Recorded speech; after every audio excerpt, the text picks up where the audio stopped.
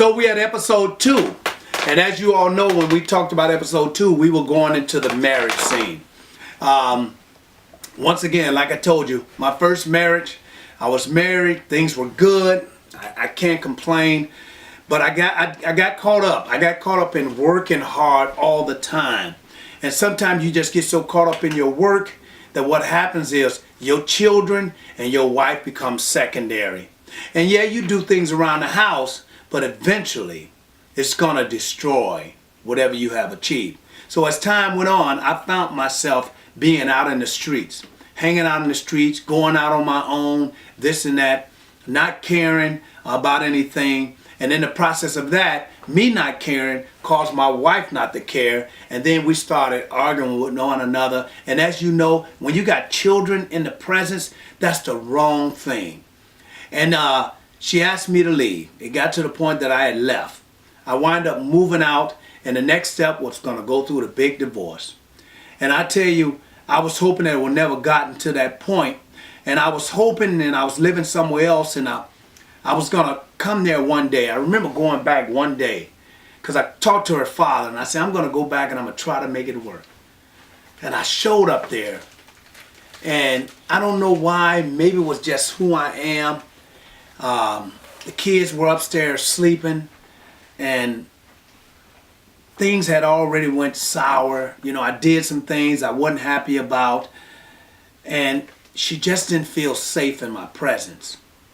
And I told her, I said, listen, I'm here to talk to you and this and that. And then all of a sudden it got into this and that. And next thing I know, she called the police on me. Well, when the police came, it was not a good sight. And what I mean by that, it wasn't a good sight because when they showed up, they knocked on the door. Now, I didn't come there with drama. You look at my records, I'm pretty clean. I'm not a violent person. So I made a decision that I would just leave. Well, in the process of that, the cops wasn't going to allow me to just walk out. Being some new cops on the scene, I knew a lot of the cops out in Sussex. They decided to grab me and kind of forcefully take me out of the house. And me being the man who I am, I refused to be, I wanted to just walk out. I just wanted to put my shoes on and walk out. And my wife was okay with that, but that wasn't good enough for them. So when they grabbed me, I grabbed a banister. And then they started spraying me with mace. They sprayed so much mace on me as I held on to that banister that all my children, my 2 children, everybody had to leave the house. I mean, it was all in my eyes. I couldn't help but inhale it. And I held on to that banister. I refused to let that banister go. Till some more cops came on the scene. When they came on the scene, one of the cops knew who I was. And he approached me and said, hey, downtown, how you doing? And I explained to him what was happening. And they said, don't worry about it, but we got to handcuff you.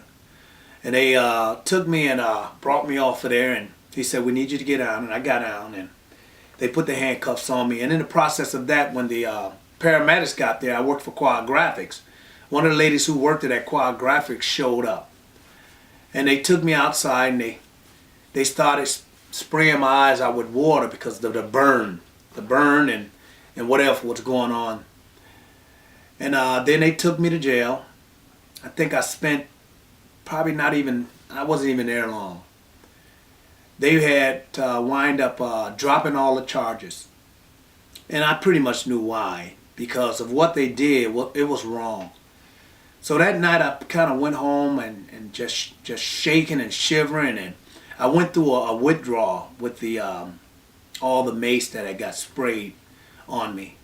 After that last final attempt to try to get my marriage back, that was pretty much it. So I decided that I just wanted to just move on.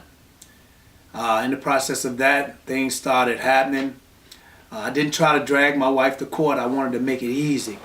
So I wind up walking away. I just walked away and gave her everything. I wanted to make sure my children were okay. Well, I got another apartment and times were hard. I'm going to be honest with you. I spent many days struggling because I was paying child support of $300 a week. So I had to depend on my entertainment to be able to succeed. Well, I stayed single for a little while. And as time went on, I had the opportunity to meet another young lady. That didn't work just as well. It was in and out. A young lady. It was in and out. Done. But I met another young lady. And to be honest with you, I'm still with that lady today. But you know what? That old me was still feeling the way I was feeling. Everything was all about me. All about me. And I lived my life going back down that road again. For 10 years. Up and down. Up and down. And I remember me and her going through some pretty bad times. I mean, me screaming late at night, telling her and her kid to just get out, you know. I pay the bills. I was being honest. I was so worried about me. I was worried about my separate bank account and all that stuff. But as time went on, I remember it gotten to the point that my wife had wrote a letter to Dr. Phil. And I didn't know nothing about it. Well, in the process of that, I still was going downhill. I got addicted to gambling. I was gambling all the time, every time, whenever I could.